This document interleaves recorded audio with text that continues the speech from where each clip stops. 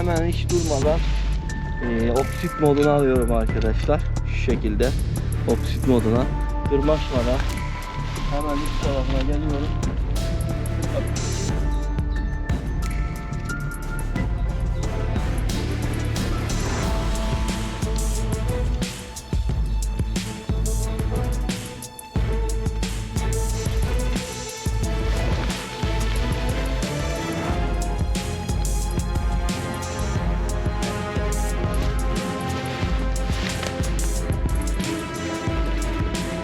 Ya içindekini görüyor musun?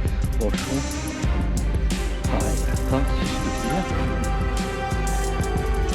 Böyle bir heykel çıksa ya. Malzeme nerede? Gördünüz mü arkadaşlar? Yeni maceraya hoş geldiniz arkadaşlar. Yine mükemmel bölgelerde incelemelerimize devam ediyoruz. Şu karşımdaki görmüş olduğunuz noktalarda birkaç yer var demiştim. Hatta ilk zamanlarda da işte bir sinyal var ama ne tarafa gittiğini çözemedim demiştim. Tam o şu nokta. Şu ara tam beni gördüğünüz noktanın alt tarafı. Şimdi şöyle baktığımızda şu noktada görüyorsunuz müthiş bir kaya yapısı var. Şu arada yığma var arkadaşlar. Şöyle göstereyim. Bakın şu arada yığma var. Şu iki kayanın arasında da bir kanal var gördüyseniz.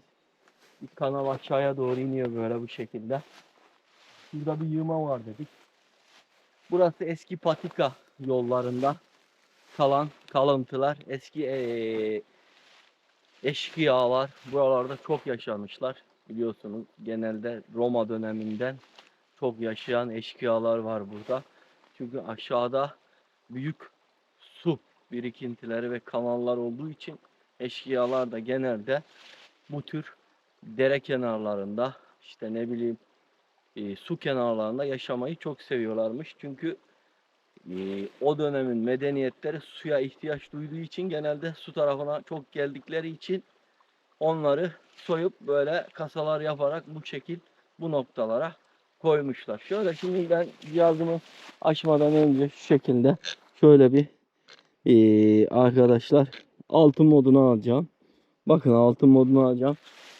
Geçen videomda da birkaç kişi yorum yapmış. Abi Avantar maçta altında görmedi. İşte orada görmedi. Sonra orada altın çıktı falan gibi bir yorumlar olmuş. Onlara da teşekkür ediyorum. Arkadaşlar o videoyu izlediyseniz detaylı bir şekilde altın modunu aldığımda tamam böyle götürmüyordu ama üstüne geldiğinde dönüyordu çok ağır ağır. O da belki çok oksitten dolayı olabilir ama oksit modunda gayet güzel bir şekilde gördü. Yani sonuçta biz bu cihazları kullandığımız zaman açıklarını da size söylemeye çalışıyoruz. Hani nerede daha iyi çalışıyor, nerede daha iyi çalışmıyor gibi. Onları da size aktarmaya çalışıyorum. Şu an altın modundayım. Şöyle göster, altın modundayım. Ve şu aradan bir geleceğim. Şöyle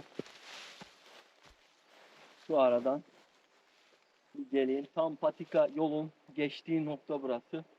Burada da yine kanal var dedik.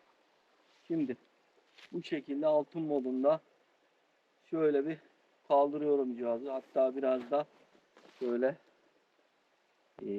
anteni kaldırayım, açayım. Bu şekilde şöyle bir kaldırayım arkadaşlar.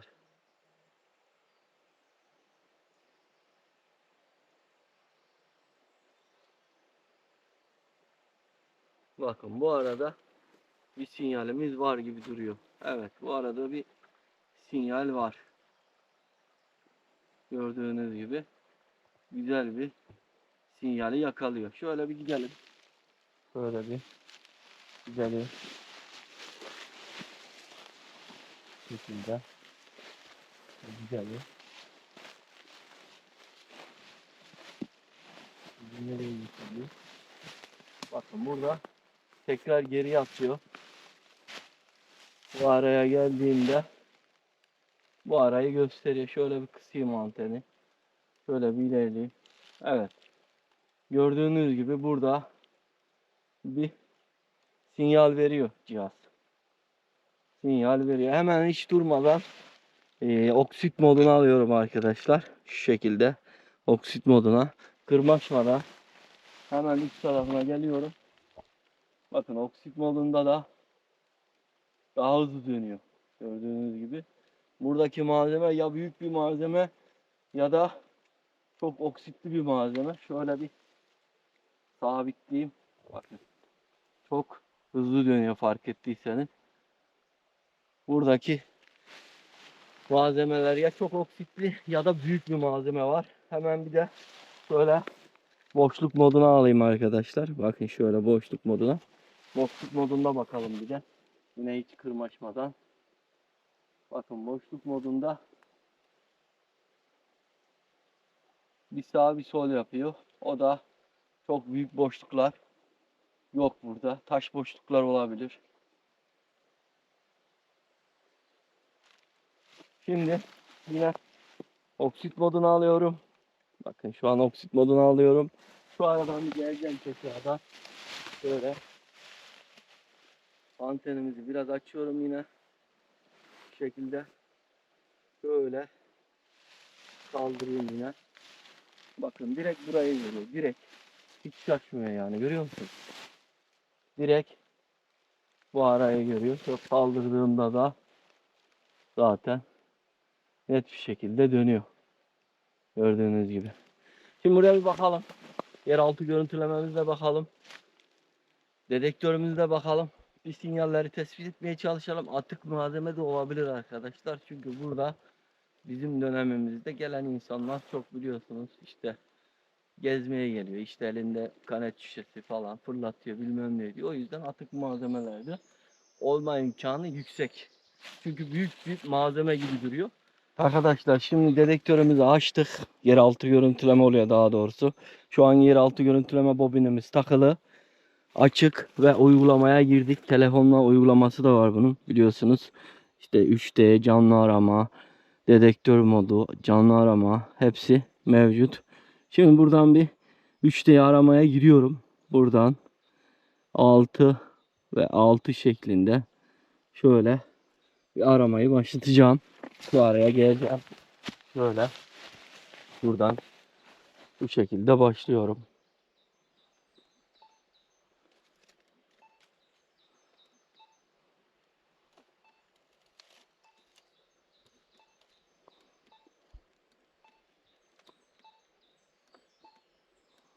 Aşağıdaki mineral yoğunluğunu görüyorsun arkadaşlar.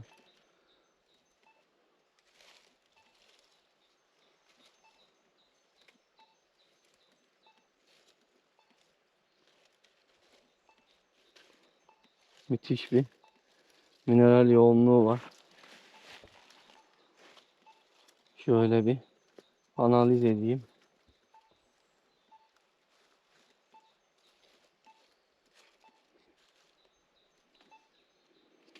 Evet. Şöyle baktığımda kaydet diyorum. En baştaki sinyal mi yoksa şu mu? Nereye gitti bu kayıt? Neresi?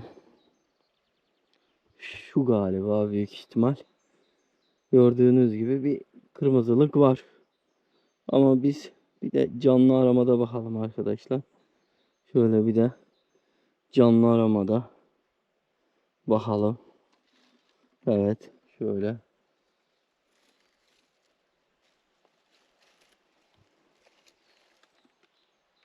Herhangi bir sinyal. Bakın burada bir kırmızıyı görüyorsunuz. Kırmızıyı görüyorsunuz bak. Şurada bir dalgalanma var. Bakın şu arada bir kırmızı var. Devam ediyorum. Başka noktalarda kırmızı var mı? Şurada bir mavi boşluklar var. Gördüğünüz gibi bu şekilde devam ediyor arkadaşlar. Bir de uygulamayı kapatalım. Bir de cihazın kendisiyle bakalım. Herhangi bir böyle göster bakayım. 3D zemin dedik. Buradan canlı aramadan bir bakalım. Veya canlı aramadan da bakmayalım. Puanteri modundan bakalım. Ne dedik? Malzeme büyük mü? Bak, görüyorsunuz. Gördüğünüz gibi. Devam ediyorum.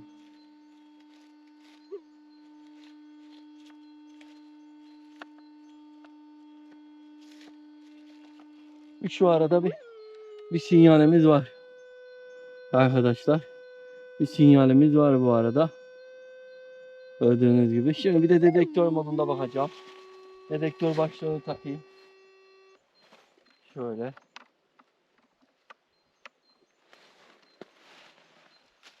Dedektör başlığımızı takalım.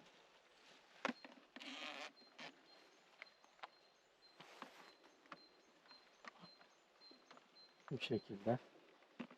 Dedektörümüzü tekrar açalım. Tekrar açalım. Buradan yanlı arama dedektör modunda okey diyelim. Buradan gelişmiş arama. Şöyle yerde tutalım bobini. Topraklamasını yapsın. Şöyle bir arayalım bakalım.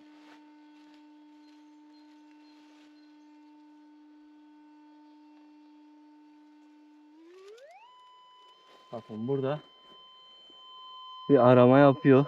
Gördüğünüz gibi bir sinyal var. Devam edelim. Bu arada bir şey var mı? Büyük bir sinyal var arkadaşlar. Büyük bir sinyal var. Gördüğünüz gibi. Şimdi şuraya bakacağız. Burayı bir temizleyelim. Temizleyelim. Bir daha bakalım.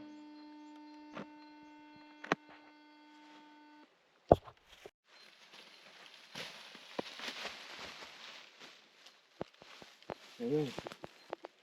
Eski derelerden kalma kalıntılar arkadaşlar. Şu güzelliğe bakar mısınız ya? Şöyle koysanız bir yere müthiş olur. Kameraman. Gizli kameraman. Herkes seni mal müdürü sanıyor ama mal müdürü değil ki. Kameraman.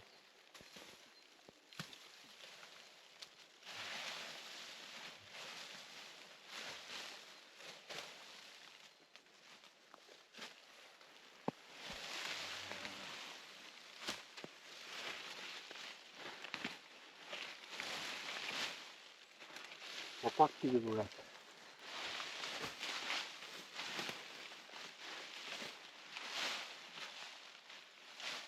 Kocaman bir kapak var.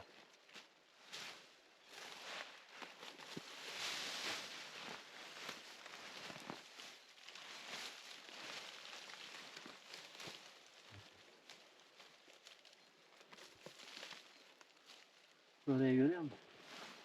Muhteşem. Wow. Gerçekten harika. Oo.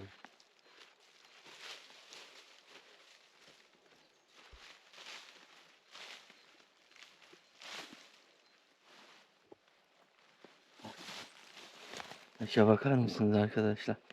İnşallah buradan güzel bir şeyler çıkarır. Yemeğimize değer. Oo. Kendine dikkat et kameraman.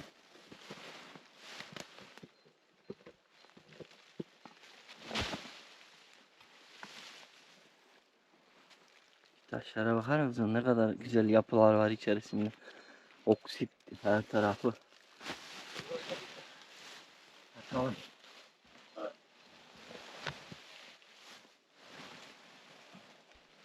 Şimdi buradaki oymayı görüyorsun. Şöyle göster bakayım. Şuradaki oymaya bakarsınız. Bu aynı zamanda bir yön işareti gibi. İçerisi toprak dolu bakın. Müthiş bir toprak var içerisinde. Şöyle baktığım zaman hala ki toprak dolu. Bakın. Bunlar da bakır madenleri arkadaşlar. Bakır madenleri. İşte bunlar böyle güzel çalışmaların sonucu yapılmış.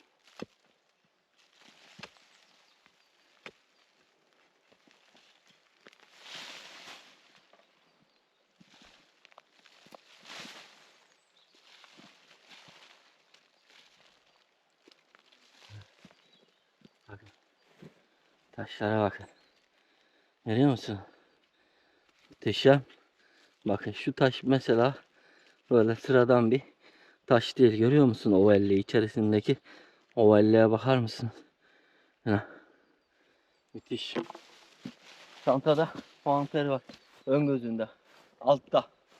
Heh. Onu bana ver. Altta. Ta altta.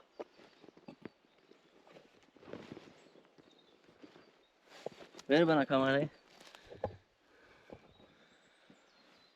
Vah. Şu arada bakın böyle göstereyim. O puantere verirken görüyor musun? Müthiş noktalar. Bakır madenleri. Ne ararsanız var. Oh. Böyle. Şuraya bakar mısın? Şöyle. Göster bakayım şu. Bakın. İçerisinde müthiş noktalar var. Dehşet. Bu haberi bir alayım.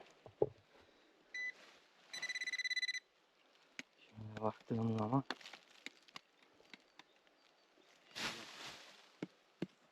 bakın şuradaki boşluk var. Sesi duyuyorsunuz değil mi? Büyük ihtimal buralarda bir yerde. Böyle bir bakalım bizdenle. Araştıralım. Komple.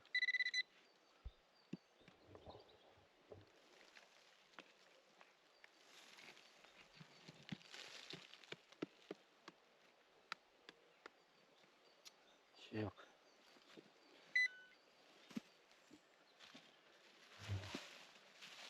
Şu arayı bir açalım.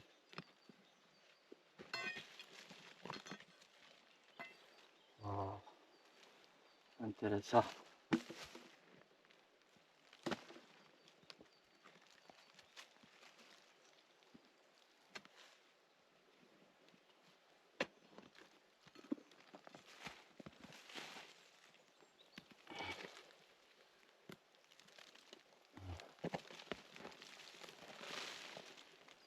Görüyor musun? İp gibi lan.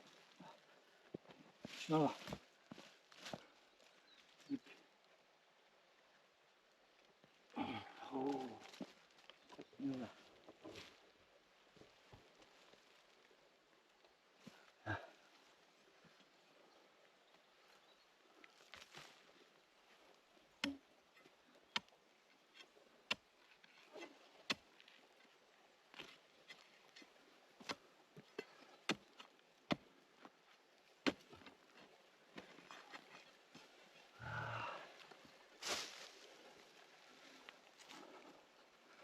Müthiş.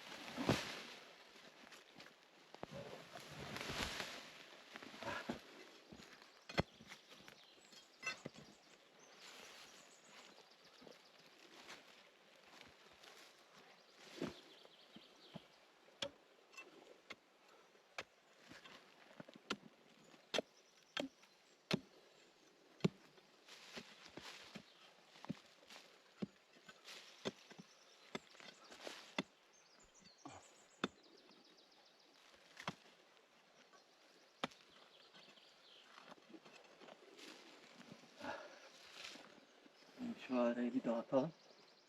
Böyle. Görüyor musun? Güzel ya. İçindekini görüyorsun değil mi? Boşluğu. Hay be. Tam süslük biliyor musun? Şöyle bir heykel çıksa ya.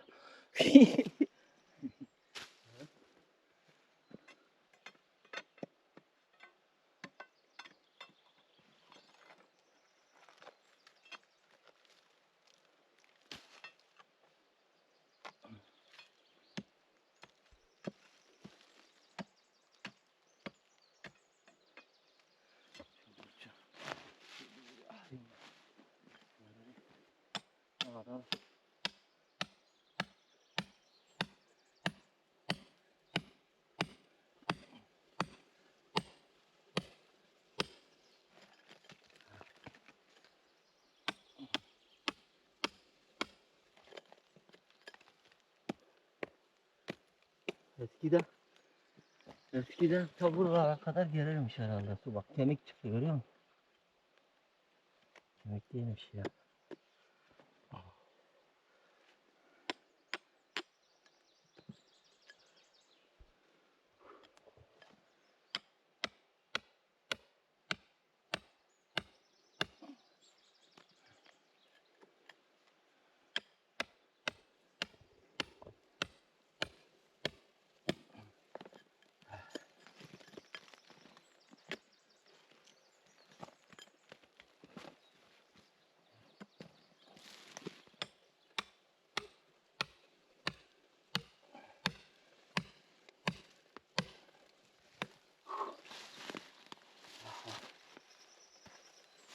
Akrepler geziyor.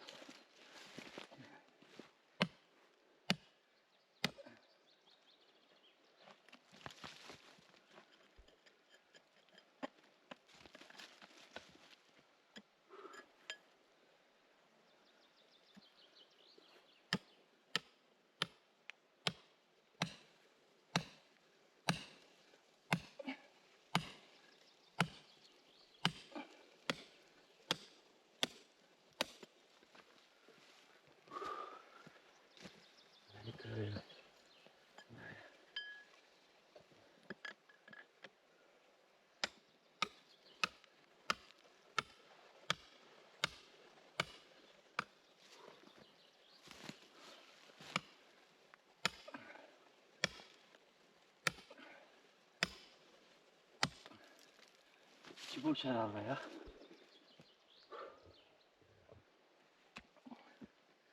Ay.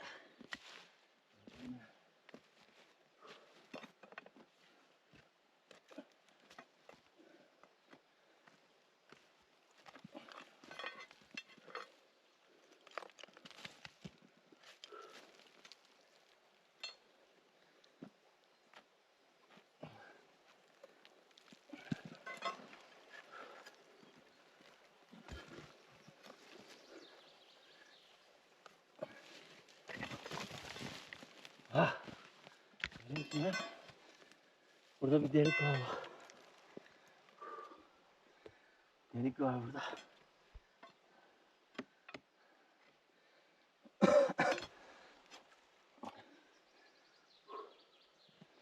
Kırmamız lazım. Bassak olmaz.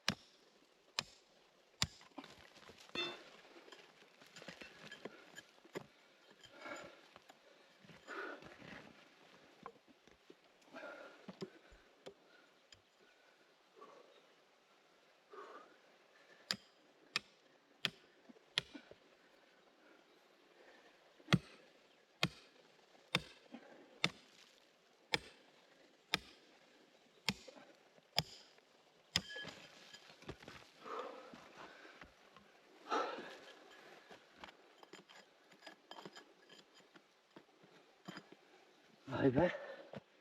Nasıl yapılmış ya?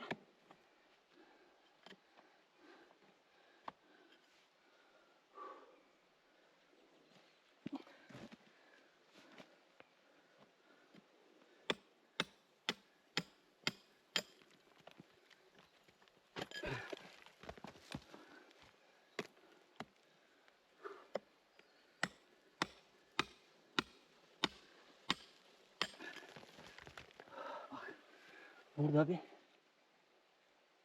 yer var, görüyor musun? Şura. Oluşum içe doğru gidiyor. O oluşumu açabilmemiz için burayı kırmamız lazım. Komple.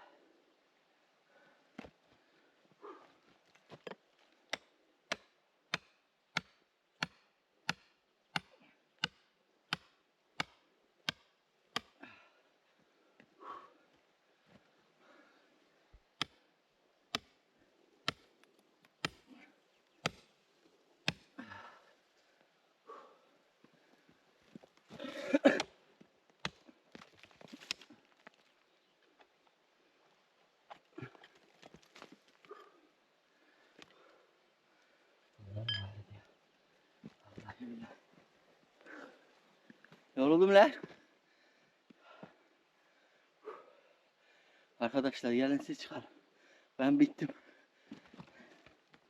Yeri biliyorsunuz. He? Bildik kameraman, sen gelip çıkarma sonra bunu. Hı?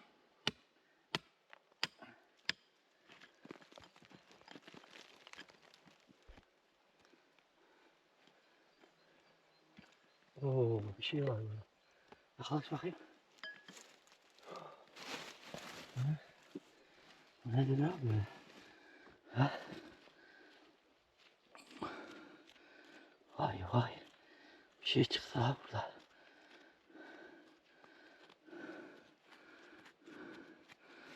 Oo, üstünde adamlar var ha. Yaklaş bakayım. Vallahi üstünde adamlar var. Neymiş bu?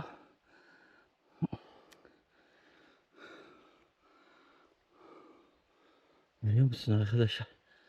Kaç tane adam var. Oo, bak bak bak. Elinde bir şey var. Gördün mü? Elindekini gördün mü? Dur bakayım. Şuraya koyalım. Şu pantolonu verelim.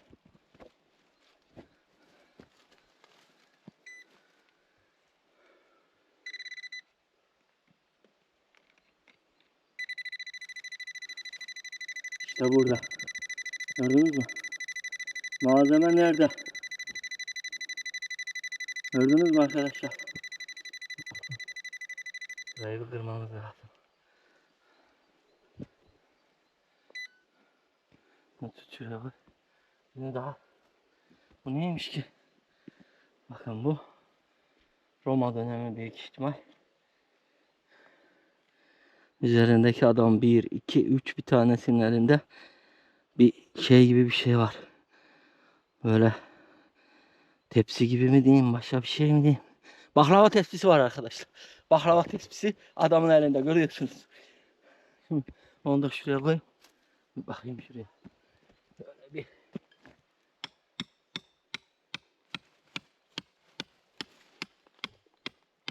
Adres. Adres belli oldu. Adres belli oldu. Adres belli oldu arkadaş. Yaklaş. Oo, bakar mısın? Bak bak bak. İşte şöyle. Görüyor musun?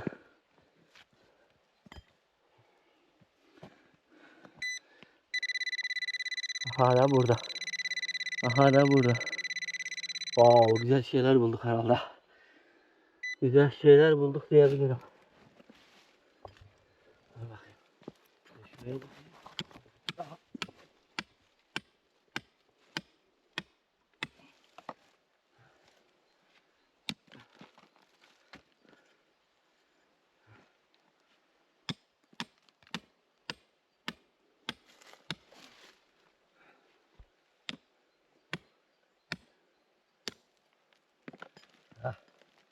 Göster bakayım.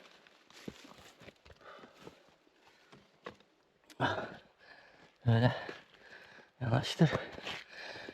Bak bak. Gördün mü? Aman Allah'ım. Şuna bakar mısın? Ne kadar ağırlık. Orada. Bu ne? Bak. Dehşet şeyler bulduk lan.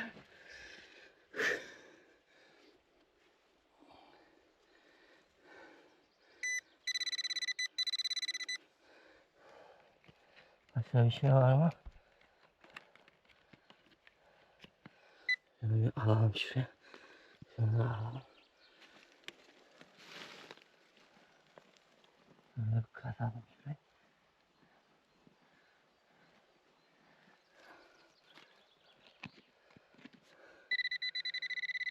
Başka bir şey yok arkadaşlar. Görüyorsunuz. Müthiş bir. Wow, şu güzelliğe bakar mısın? Şuna. Böyle bir. Böyle bak. Şuna. Of of of. Oh. Vay vay vay. Görüyor musun? Abi bunlar bronz herhalde ya, oksitlenmiş. Ya bronz ya tunç arkadaşlar. Çünkü felaket bir oksit var. Bunu da göstereyim. Görüyor musun? Bu eşkıyaların yaşamış olduğu noktalar. Bence şu kimin heykeli bilemedim. Şöyle bir biliyorsunuz. Çok da ağır yani. Vallahi aşırı bir ağırlığı var. Şu 3 tane heykel var yine bunun üstünde. Bu da bayağı ağır. Görüyorsunuz. Bakın şurada bir oturan adam. Şurada yardımcısı, şurada yardımcısı. Büyük ihtimal eşkıyayı temsil ediyor. Keşke biraz daha temizleyebilsek. Şimdi bunlara da suya vurdu mu tarihi zarar vermiş oluruz. O yüzden en güzel fırçayla kuruduktan sonra temizlemek. Arkadaşlar görüyorsunuz mükemmel 3 tane malzeme. Şöyle bırakayım ağırlıklarından yerinde de. Evet arkadaşlar gördüğünüz gibi yine mükemmel malzemeler çıkarmaya başardık bugün de. Şu heykel ve bunlar büyük ihtimal eşkıya döneminden kalan güzel eserler diye düşünüyorum. Çünkü bayağı bir paha biçilmez gibi duruyor. Tabi yorumları size bırakıyorum. Gerçekten harika eserler diye düşünüyorum. Sizleri seviyorum. Her şey gönlünüzce güzel olsun.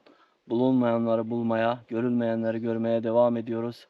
Sizleri seviyoruz. Hayırlı Ramazanlar diliyoruz. Hoşça kalın, selametle kalın.